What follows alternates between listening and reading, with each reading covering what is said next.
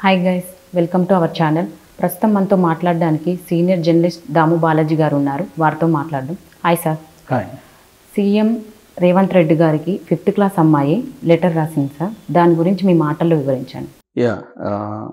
రంగారెడ్డి జిల్లా ఆదిపట్ల గ్రామంలో అంజలి అనే ఒక అమ్మాయి 5వ క్లాస్ చదువుతుంది. ఆ అమ్మాయి ఒక లెటర్ రాసింది, సోషల్ మీడియాలో పోస్ట్ చేసింది, అది వైరల్ అవుతుంది. ఆ లెటర్ ఏంటంటే, దాంట్లో పెద్ద లెటర్ అని చెప్పలేము, ఒక 4 వాక్యాలు ఉన్నాయి. అందులో ఏంటంటే, గౌరవనీయులైన ముఖ్యమంత్రి గారికి మీ అభినందనలు, కొత్తగా మీరు అధికారంలోకి వచ్చిన దానికి. మీకు మా ఒక రిక్వెస్టు, అదేంటంటే మా స్కూల్కి ఉచిత విద్యుత్ ఇవ్వగలరు అనేదే ఉంది, అంతే ఉంది. కాకపోతే ఏంటంటే, దీని నిజానికి ఇది చిన్న లెటరే కానీ it tells so many things అన్నమాట. ఇది చాలా విషయాల్ని మనకి తెలియజేస్తుంది. ఒకటి ఏంటంటే, రేవంత్ రెడ్డి వచ్చినాక ఒక హోప్ జనంలో క్రియేట్ అయింది. అంటే మనం ముందు చెప్పుకోవచ్చు, మన సమస్యల్ని ఈయనకి చెప్పచ్చు, ఆయన వింటాడు. మనకి పాపులర్ డైలాగ్ ఉంది వైఎస్ఆర్ది, నేను ఉన్నాను, నేను విన్నాను అని.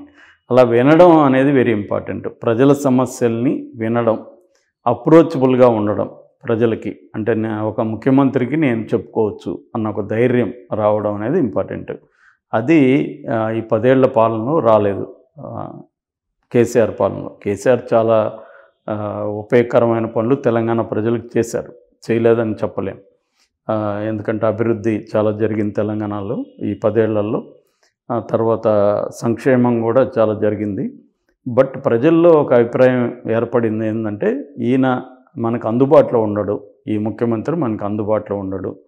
మనం ఒక అభిప్రాయం చెప్పడానికి కానీ, నిరసన తెలియజేయడానికి కానీ, భిన్నాభిప్రాయాలు ఎక్స్ప్రెస్ చేయడానికి, డిసెంట్ అంటారు ఇంగ్లీష్లో, అటువంటి ఒక డిసెంట్ని ఎక్స్ప్రెస్ చేయడానికి ఇక్కడ స్కోప్ లేకుండా పోయింది. ఎవరన్నా ఎక్స్ప్రెస్ చేస్తే వాళ్ళని మీద కేసులు పెట్టడం, అరెస్టులు చేయడం, ధర్నాలు చేస్తే వాళ్ళని అరెస్టులు చేయడం, ధర్నా చేయడానికి పర్మిషన్లు ఇవ్వకపోవడం, ఇటువంటివి. అంటే తనకు భిన్నంగా ఉన్న, వ్యతిరేకంగా ఉన్న సహించకపోవడం అన్న ధోరణి కేసీఆర్ ప్రభుత్వంలో బలంగా పెరిగింది అనేది అందరూ కూడా భావిస్తున్నారు.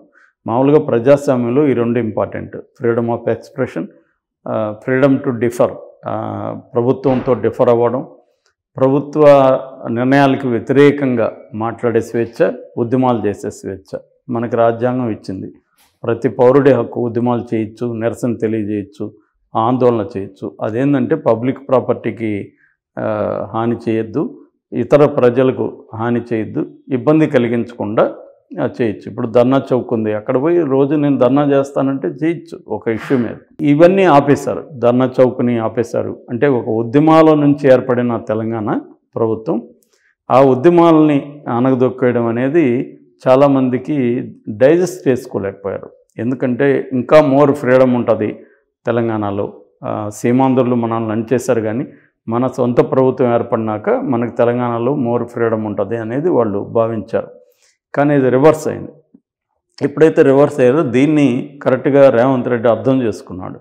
అర్థం చేసుకొని ఆయన టార్గెట్ పెట్టిందంతా కూడా ఏంటంటే, ఇక్కడ అభివృద్ధి జరగలేదు, లేకపోతే సంక్షేమం జరగలేదు అనే దానికంటే కూడా ఆయన మేజర్ ఫోకస్ అంతా కూడా ఇక్కడ ఫ్రీడమ్ లేదు, స్వేచ్ఛ లేదు అనేది ఆయన ఎక్కువ ఫోకస్ చేశాడు. అంటే ప్రజల్లో ఉన్న అభిప్రాయం అదే. అంటే ఎప్పుడైనా మామూలుగా ఆర్ట్ ఆఫ్ వార్ అనే పుస్తకం ఉంటుంది, సంజు అని 2000 సంవత్సరాలకు ముందు చైనాలో రాశాడు. అతను ఏమంటాడంటే, మన ప్రత్యర్థి బలాల్ని మనం పక్కన పెట్టి బలహీనతల మీద ఫోకస్ చేయాలి అంటాడు.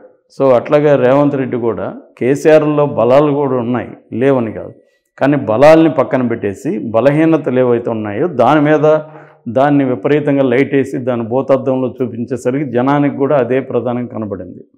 దాన్ని అర్థం చేసుకోలేక బీఆర్ఎస్ దాన్ని ఎలా ఫేస్ చేయాలనేది లేకుండా వాళ్ళ మొరటి పద్ధతిలో వైలెంట్గా బిహేవ్ చేయడం, రేవంత్ రెడ్డి మీద కేసులు పెట్టడం. దాదాపు 10 ఏళ్లలో 300 కేసులు పెట్టాడని చెప్పారు ఆయన ఇంటర్వ్యూలో. 2018 నుంచే 119 కేసులు పెట్టారు, అంటే సెకండ్ టర్మ్. సో ఇన్ని కేసులు పెట్టడం, ఈవెన్ బండి సంజయ్ని కూడా అరెస్ట్ చేయడం, ఇవన్నీ ఏంటంటే వాళ్ళ వాదనకి బలం చేకూరింది తప్ప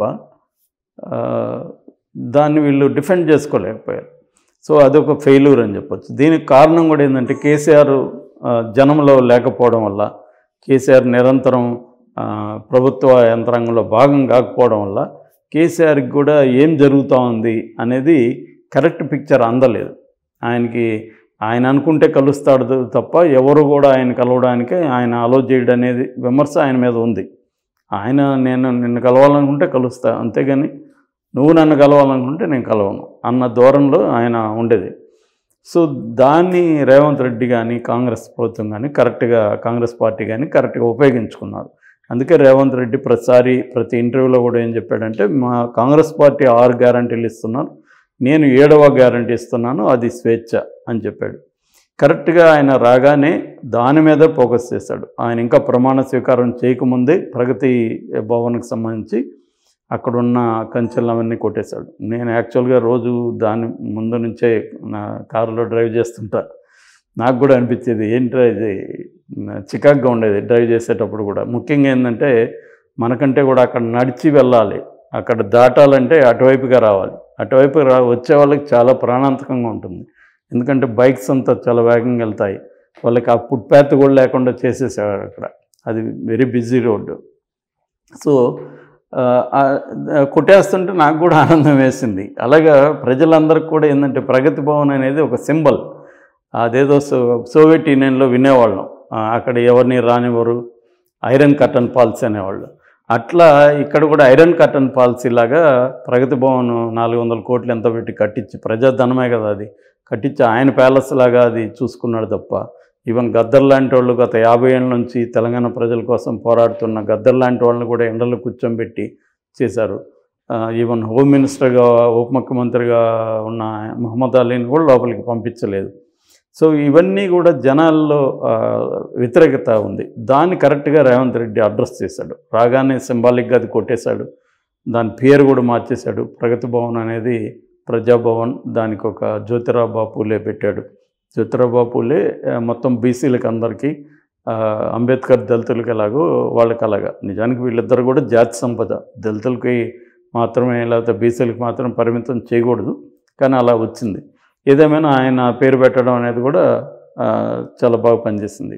ఇలాగేంటంటే నేను డిఫరెంటు, నేనేమి హామీలు ఇచ్చానో దానికి కట్టుబడి ఉన్నాను అన్న ఒక సిగ్నల్ ఆయన ఇమీడియట్గా పంపించాడు. దాంతోపాటు రజనీ అనే అమ్మాయికి ఉద్యోగం ఇవ్వడం, అది కూడా ఆయనకు చాలా చాలా మార్కులు పడ్డాయి. ఎందుకంటే ఆమె ఎప్పుడో అక్టోబర్లో వెళ్ళి కలిసింది, ఉద్యోగం లేదని. మామూలుగా ఎంతోమంది కలుస్తుంటారు, వీళ్ళు కూడా మేము వచ్చినాక చూస్తూ ఉంటారు, చూడరు. ఎందుకంటే వాళ్ళకు కూడా అందరినీ ఇలాగ పట్టించుకునే టైము ఇవంతా ఉండకపోవచ్చు. కానీ ఈయన ముందే జాగ్రత్తలు తీసుకొని అమ్మాయిని పిలిపించి ఆమెకి ప్రాపర్గా ఒక 50,000 నెలకు వచ్చే ఒక ఉద్యోగం ఇచ్చాడనమాట. సో అది కూడా విపరీతంగా ప్రచారమైంది. మనకి స్టాలిన్ కూడా ఇలా కనబడతారు. తమిళనాడులో కూడా స్టాలిన్ అధికారంలోకి రాగానే అంతకుముందు ఉన్న ఏఐడిఎంకే ప్రభుత్వానికి భిన్నంగా తన ప్రవర్తన ఉండడం అనేది చాలా ఇదైంది. సో ఈయన కూడా అటువంటి సింబాలిక్ జెస్చర్స్ అంటారు వీటిని, ఇటువంటి సింబాలిక్ జెస్చర్స్ని చాలా చేశాడనమాట. అట్లాగే కాన్వాయ్ జనంలోనే వెళ్ళాలి, సపరేట్గా గ్రీన్ ఛానల్ వద్దు, దీనివల్ల మొత్తం జనాలను ఆపేస్తారు. వీళ్ళు ఏం చేస్తారంటే పోలీసులు ఎక్కడ వాళ్ళకి తిట్లు పడతాయని అరగంటకు ముందే రోడ్లన్నీ బ్లాక్ చేసేస్తారు. ఈవెన్ నడిచే వాళ్ళని కూడా నడవనీయరు. ఈ ప్రాబ్లమ్స్ అంతా ఉన్నాయి. సో అవన్నీ కూడా ఈయన ఆపాడు. దానివల్ల ఆయనకు కూడా కొన్ని ఇబ్బందులు ఉన్నాయి. ఎందుకంటే ట్రాఫిక్లో స్పీడ్గా వెళ్ళలేరు. ప్రాక్టికల్ ప్రాబ్లం నాకు తెలిసి ఆయన ఎక్కువ కాలం కొనసాగదు. ఎందుకంటే ఆయన అనేక నిర్ణయాలు తీసుకోవాలి, టైం ఇంపార్టెంట్. కాకపోతే ఏమంటే ఎక్కువసేపు ఇబ్బంది పెట్టకుండా ఆయన వస్తున్నప్పుడు మాత్రం ఆపగలిగితే బెటర్. ఎందుకంటే వాళ్ళ టైం అనేది వాల్యుబుల్ కాబట్టి. సో అటువంటి నిర్ణయాలు తీసుకోవడం వల్లనే ఈ అమ్మాయి ధైర్యంగా రాయగలిగింది. అదొకటి. రెండవది, ప్రభుత్వ పాఠశాలలు ఈ 10 ఏళ్లలో అత్యంత దారుణమైన పరిస్థితులకి నెట్టబడినాయి. కేసీఆర్ ప్రభుత్వం ఏ రకంగానూ వాటిని పట్టించుకోలేదు అనే విమర్శ ఉంది. కేజీ టు పీజీ అనే కాన్సెప్ట్ పెట్టారు కానీ చేయలేదు. అట్లాగే ఇప్పుడు మనకు అక్కడ చూస్తే జగన్ ఎంతో కొంత నాడు నేడు అనేది చెప్పి స్కూల్స్ని కనీసం ఇన్ఫ్రాస్ట్రక్చరు అది డెవలప్ చేయడం అట్లాంటివి చేస్తున్నారు. అక్కడ ఇంగ్లీష్ మీడియం ఎడ్యుకేషన్ పెట్టాడు పేదలకి. దీనివల్ల అక్కడ జనంలో మంచి రెస్పాన్స్ వచ్చింది. ఇక్కడ అది లేదు. సో అది కూడా తెలియజేస్తుంది ఆ అమ్మాయి లెటర్లో. ఆ అమ్మాయి ఫ్రీ కరెంట్ అని అడిగిందంటే అర్థం ఏంటి? ఆ కరెంటు ఛార్జీలు కట్టలేకపోతుందా, గవర్నమెంట్ కట్టట్లేదా, ఏదో ఇష్యూస్ ఉన్నాయి అనేది తెలుస్తుంది. సో ఆ చిన్న లెటరే కావచ్చు కానీ it tells many things about present Telangana.